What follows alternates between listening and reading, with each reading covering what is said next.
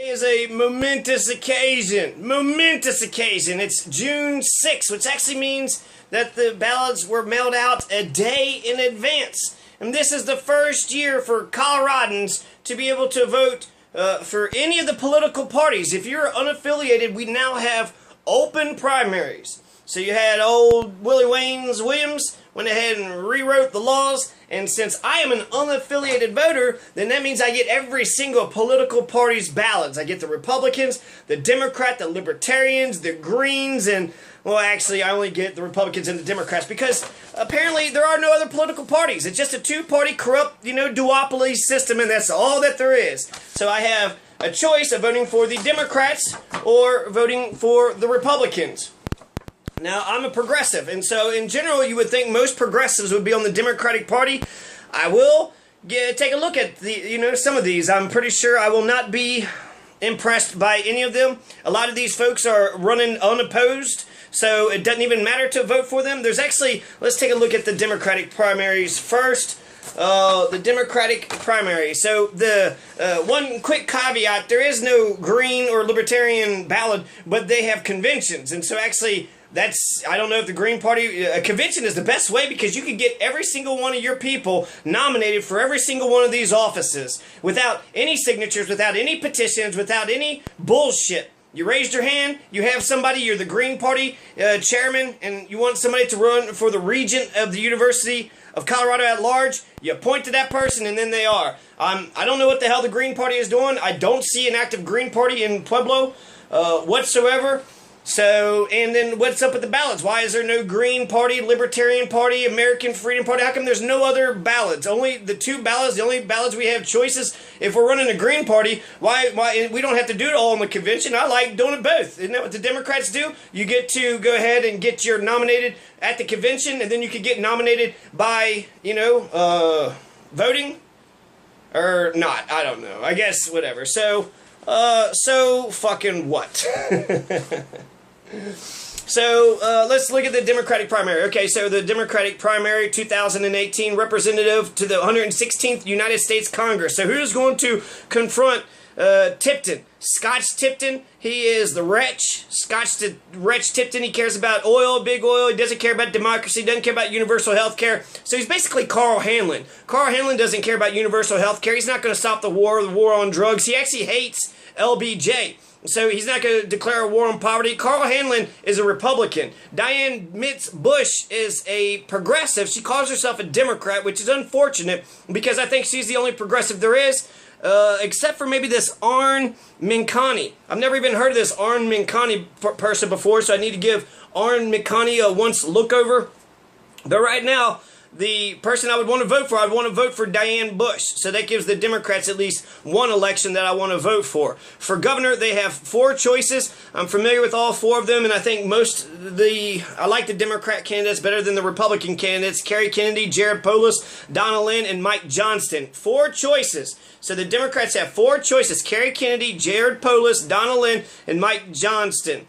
And which one of them will actually declare a war on poverty? None of them. Okay, so none of them will declare a war on poverty. They all have declared war on guns, and so I don't know. I'm kind of mixed. I'm not too excited about them. Kerry Kennedy wants universal health care for Colorado. Jared give lip service to it. I think they would all protect the marijuana industry. But, yeah, I'm not excited about the governor's race. Another tactic that a person could use, too, since I have a choice to vote in between the Republicans or the Democrats, if I wanted to, I could fuck up their ballots, right? So I could vote for the Republicans, their worst candidates. All right, no, that George Lopez or Greg Lopez, he's going to fail, so I'll go ahead and vote for their weakest candidates. I don't know, that's pretty, I don't know, that's ingenious, but I don't like thinking like that because it's kind of backwards thinking. Really, if there is no candidates for me to vote for, then we need to redo these elections. So, where else? Okay, what else is competitive? There's only 2 other competitive races. You have the state treasurer in the Democratic primary, Dave Young or Bernard Douthat, and then for Attorney General, Phil Weiser or Joe Salazar. So Phil Weiser, Joe Salazar running for Attorney General. There's a choice there. I think Joe, and I think Joe is progressive, which is exciting Dave Young, Bernard Douthit. So the state treasurer is competitive, the governor's race is competitive, the attorney general's race is competitive, and the representative to the 116th United States Congress was competitive. This is a midterm election. Who's going to beat the Republican that's been in there for the last 10 years? Is it Arn? Is it Carl? Is it Diane? So that seems to be the only, maybe Joe Salazar, because he would be the progressive. I would want him to beat Phil Weiser. I've been seeing Phil Weiser's commercials on YouTube. So he is getting out there and he's like, the only thing I think about all day, I think it's Phil Weiser, is how to stop Donald Trump. And he just keeps coming up with these different ideas. So I don't know Dave Young. I don't know Bernard Douthit. For the governor's race, I don't know. I'm lukewarm about them. We'll see what the Democrats pick and then see what the Republicans pick. And we'll see if any of these independents actually make a showing. So I'm not that enthused. I want to vote for Diane Bush and maybe Joe Salazar. And I'll take a look at Dave Young and Bernard Douthit. All the other races, the Secretary of State, Jenna Griswold. Regent of the University of Colorado at Large, Leslie Smith. Alvin Rivera is the regent. Candidate for the Democrats, Leroy Garcia. Dania Escar is for the 46th District, District 3, State Senator, State Representative. County Commissioner, Christopher Wiseman. County Clerk and Recorder, Bo Ortiz. County Treasurer, Del Olivis. County Assessor, Frank R. Beltran. County Sheriff, Kirk M. Taylor. County Surveyor, Randy Reeves. County Coroner, Troy A. Newman.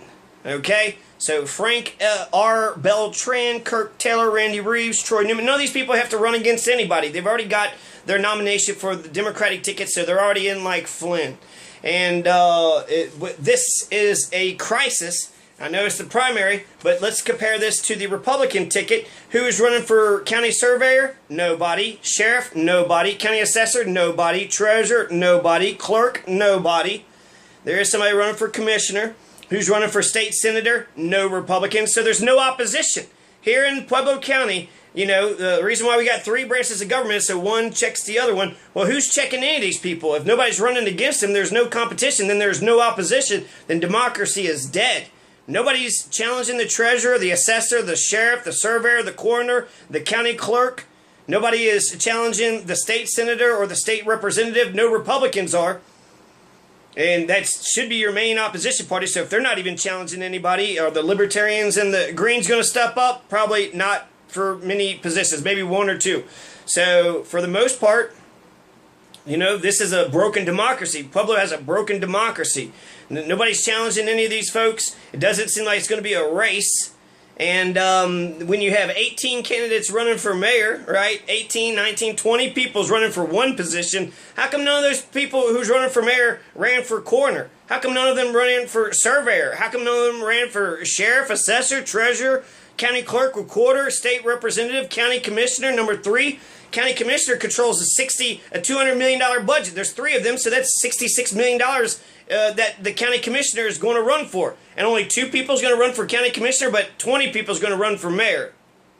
So the Greens, and we got, the Greens, the Libertarians, there's got to be an opposition party, because there's no opposition party, and that means we are super fucked. The competitive races for the Republicans, Scott R. Tipton is in there, 4 candidates for governor, 1 for Willie Wayne's Secretary of State. So the only is the state treasurer, the governor's race, and the representatives to the 116th, the Scott Tipton race, right? So District 3, the midterm election for the federal government, for the western part of Colorado, the most beautiful jurisdiction in all the land. And D60 finds more money. The primary ballot, you can get all the information. It's all printed up there. They're also considering banning fireworks. So that's what the city's focused on, right? We don't have a competitive election. Our democracy's broken. There's gerrymandering, super delegates. There's the 35% turnout rate. Who gives a shit about those irregularities, right? Who gives a shit? Also, there's homeless people. There's crime. The Pueblo is not a good, safe place to raise your family. There are lots of criminals. There are homelessness. So you got a bunch of rich yuppies, right? City council's a bunch of rich yuppie motherfuckers, and they get security. They get to, basically sweep the homeless out in the middle. They sweep the homeless into the ghetto. And now the ghetto's got to make a choice. Are they going to become the fucking criminal gangsters, or can they overcome? Will the gangsters follow the poor people's lead, or will the poor people follow the gangsters' lead? This is the circumstances that the middle class of Pueblo have put the poor classes in. Y'all need to give a shit about the homeless, and you need to give a shit about the fucking criminals. Banning fireworks, that's what the fuck